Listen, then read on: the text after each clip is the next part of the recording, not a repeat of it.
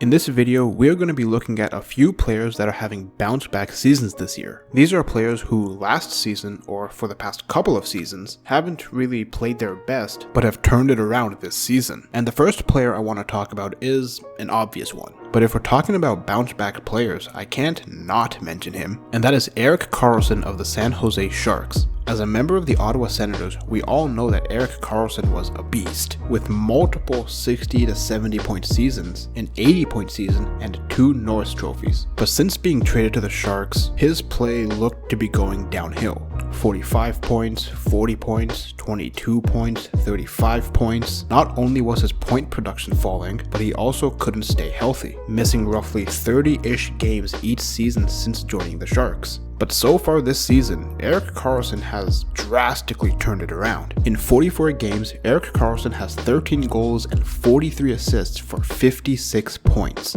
After 4 seasons with the Sharks where his play looked to be declining, he is now currently on pace to have his first 100-point season. And not only that, but he's also managed to stay healthy. He has played in every single game for the Sharks this season so far. And while Erik Karlsson is the obvious pick for bounce-back players this season, this next player's bounce-back season is one I feel like needs to be talked about more than it is, and that is Nugent-Hopkins. Nugent-Hopkins had a pretty solid start to his career, putting up about 50 points every season. Since then, he had a couple of down years before having the best season of his career in 2019. 28 goals, 41 assists for 69 points in 82 games. But for the last couple of seasons, he's kind of struggled. In the 2021 season, despite only missing 4 games, Nugent-Hopkins only managed to tally 35 points. And last season, while he had a pretty solid 50 points in 63 games, he really struggled to score goals. In his first 30 games last season, he only managed to score 3 goals and ended the season with just 11. But this season is a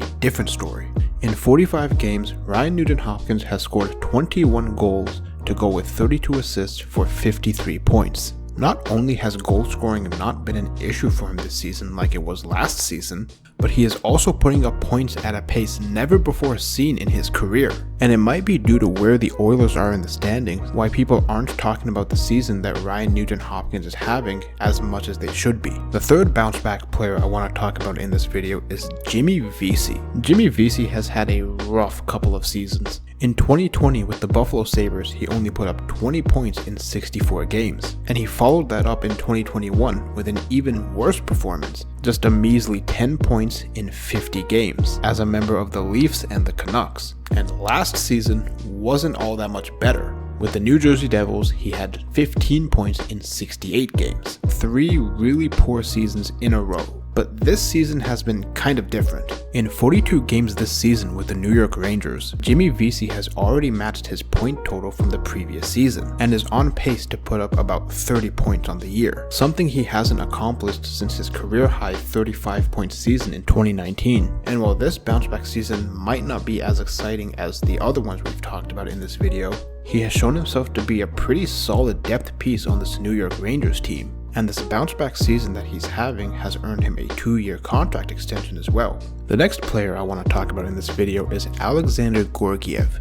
Georgiev debuted in the 17-18 season for the New York Rangers, and while he only played 10 games that year, he had an impressive .918 save percentage. But every season since then, his save percentage just kept dropping. .914, .910, .905, and last season .898. But this season, Georgiev has had a resurgence. As a member of the Colorado Avalanche, and as their #1 option in net, Alexandar Georgiev has a 2.71 goals allowed average and a .915 save percentage. Seeing how his save percentages constantly decrease season by season, this bounce back is pretty surprising, especially given that he has a much higher workload than he ever did with the New York Rangers. I guess this goes to show that a change of scenery can do wonders for a player's career. And the last player I'll be talking about in this video is another goalie who is having a resurgence on a brand new team, and that is Matt Murray with the Toronto Maple Leafs. In 5 seasons with the Pittsburgh Penguins, Matt Murray had a .914 save percentage and was the starting goalie for back-to-back Stanley Cup wins. But since signing with the Ottawa Senators, it's been pretty downhill for him.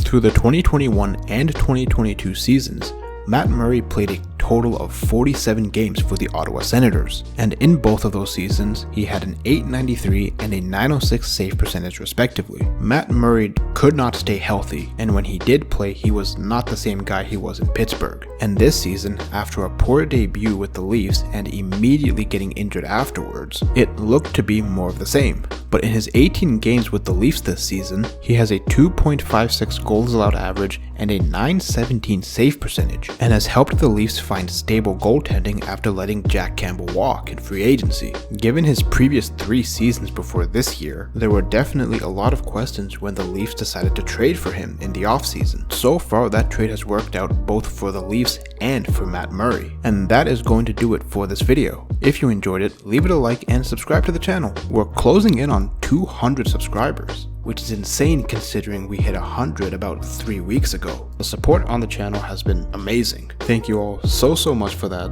and thank you for watching this video, and stay tuned for the next one.